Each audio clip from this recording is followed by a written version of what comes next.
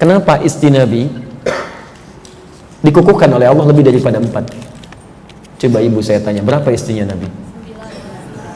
9, Pak? 12, 11, baik. Ayo, ada angka yang lain. Ayo, call a friend. Ayo, tanyakan teman. SMS dulu sana. Ya, baik. Terlepas dari semua perbedaan itu, ada yang bilang 13, kemudian dipisah 2 jadi 11, meninggal 2, tinggal 9 mengiringi hidupnya. Tapi poinnya adalah istri Nabi lebih daripada 4. Diperkenankan oleh Allah. Kenapa? Nanti ibu lihat ya. Ternyata ketika kita teliti, kita perhatikan dan sebagainya, disimpulkan oleh para ulama. Kenapa Nabi diizinkan menikah lebih daripada 4 istri? Karena semua istri-istri Nabi itu mewakili karakteristik seluruh perempuan di muka bumi. Jadi miniatur. Jadi kalau Bapak lihat nanti perhatikan, istri Nabi itu dari yang paling cemburuan sampai yang paling perhitungan ada. Sebelum menikah dengan Nabi. Tapi setelah menikah dengan Nabi, cemburu yang tadinya dunia pindah kepada akhirat. Kalau si fulanah bisa tahajud dengan Nabi, saya pun harus tahajud dengan Nabi. Yang tadinya hitung-hitungan dunia, uang belanja, begitu dibina oleh Nabi, pindah. Bagaimana caranya satu kurma jadi ibadah?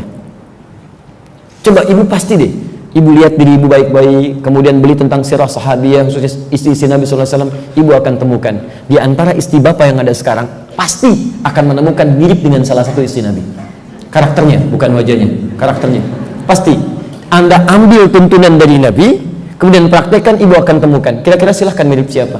Ada Zainab misalnya, radhiyallahu ta'ala anha, ada Ummi Kulthum, ada Saudah binti Zam'ah. Ya kalau Khadijah agak susah bu ya, agak sulit lah. Saya juga pesimis kalau lihat ibu begitu ya. Luar biasa, sulit tak terlukis ya. Dan semua jadi teladan. Jadi teladan. Anda pernah dengar nggak kisahnya Ibnu Khittan?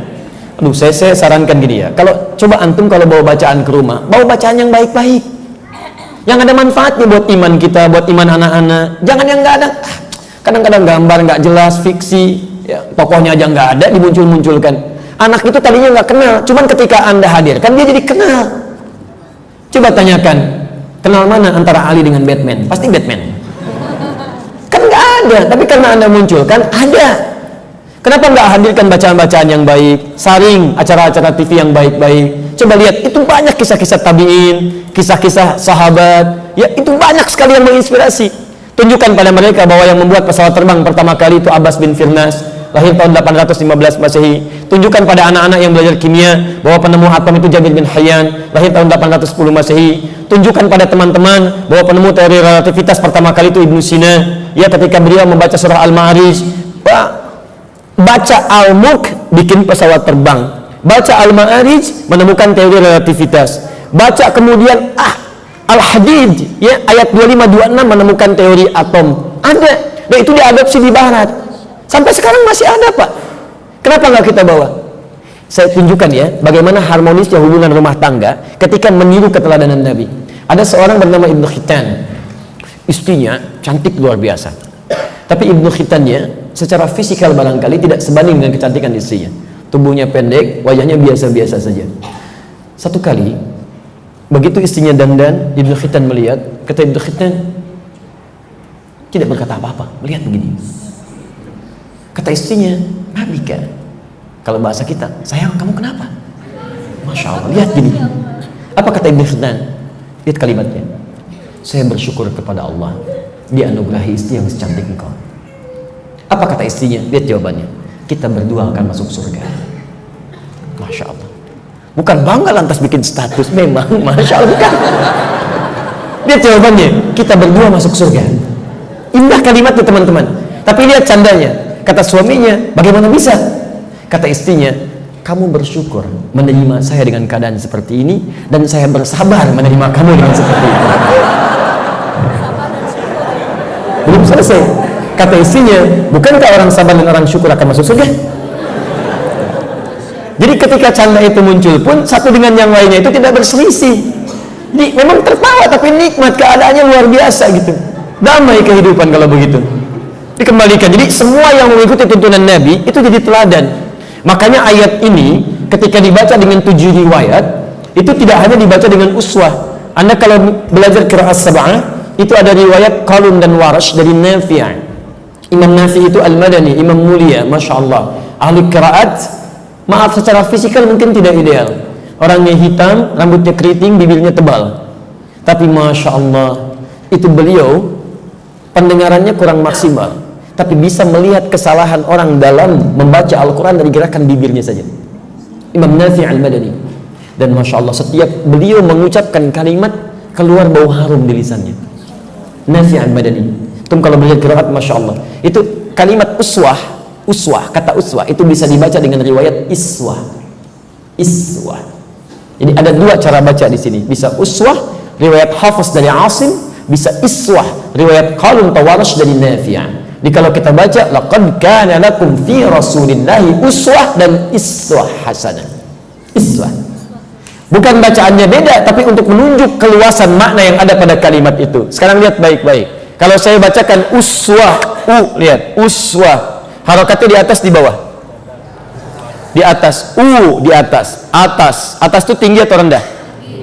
Tinggi. Baik. Karena itu disebut dengan rafa, atas tinggi. Harakatnya fathah atau kasrah? Fathah. Dhamma. Lihat. Dhamma. Apa artinya dhamma? Dhamma itu sesuatu yang mengumpul. Terkumpul. Dhamma. Terkumpul. Asalnya indhamma yang dhammu, banyak. Kalau kumpulkan banyak. Kita kumpulkan mulut kita di tengah-tengah, keluarkan suaranya. Asalnya indhamma al-mujtama'. Orang-orang mulai kumpul banyak, kumpul. Lihat. Kalau dibaca iswah, harakatnya di atas di bawah? Bawah. Kalau bawah itu rendah atau tinggi? Rendah. Khafad. Karena itu disebut khafad dalam i'rab. Khafad, rendah. Tayyib. Harakatnya apa?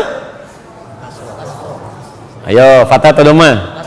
Kasrah. Baik. Apa artinya kasrah? Kasrah itu pecah, kecil-kecil.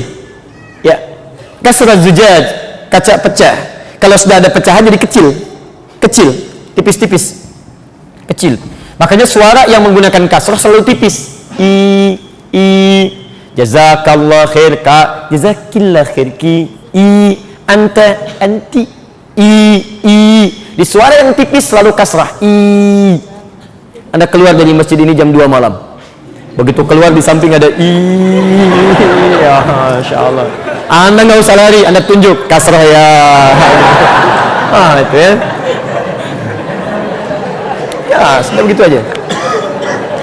Begitu Anda bilang kasrah, dia berubah. Bilang apa? Fathah ya. Itu sudah dia berubah. Apa? Dhamma ya. Setelah itu lari. Ini kecil, ini tinggi. Lihat sini. Kenapa bisa dibaca dengan dua riwayat, kasrah dan dhamma, untuk menunjukkan kesan bahwa pada diri Nabi itu, jangankan yang tinggi-tinggi, yang kecilnya aja bisa jadi teladan. Senyumnya jadi teladan, jalannya jadi teladan, baiknya jadi teladan. Jangan bicara yang tinggi-tinggi dulu, bagaimana sholat sampai bengkak kakinya, bagaimana sedekah sampai tidak makan keadaannya. Tapi poinnya adalah semua yang melekat kepada Nabi, kalau Anda ikuti mulai dari yang paling kecil sampai yang paling kompleks, maka Anda akan jadi teladan dalam kehidupan. Paham di sini? Nah, sekarang bagaimana caranya kita mengeluarkan semua keteladanan ini? Kata Quran, ambil semuanya, jangan tinggalkan. Maka dari Nabi ada keteladanan dari mulai bahkan beliau bangun sampai beliau tidur kembali. Kita akan keluarkan aspek-aspek ini sehingga kita hadirkan dalam kehidupan. Jadi apapun Anda dalam kehidupan, kalau Anda jadi anak teladan. Anda suami teladan. Anda istri teladan. Orang tua teladan. Apapun pekerjaan kita, maka kita mendapatkan yang terbaik dalam kehidupan. Silahkan teman-teman cek ya. Semua orang jahiliyah yang masuk Islam, belajar dari petunjuk ini, silahkan antum lihat. Yang kasar jadi lembut, pencela jadi pecinta, pemukul jadi perangkul, dan hebatnya mereka jadi teladan dalam kehidupan. Tunjukkan pada saya, bukankah mereka bisa mengalahkan Persia, mengalahkan Imperium Romawi, dan membangun peradaban? Dibawa ke Eropa, datang peradaban, dibawa ke Nusantara, datang peradaban, dan maju. Karena itu kita berharap kalau kita semua belajar materi ini, kita semarakkan di setiap masjid dan sebagainya, maka kita tunjukkan pada dunia. Dari Nurul Bahri, dari Kelapa Gading, kita tunjukkan kita harus jadi manusia teladan di muka bumi ini. Ya. Dan tidak cukup dengan amin, kita belajar dulu. Ya. Baik.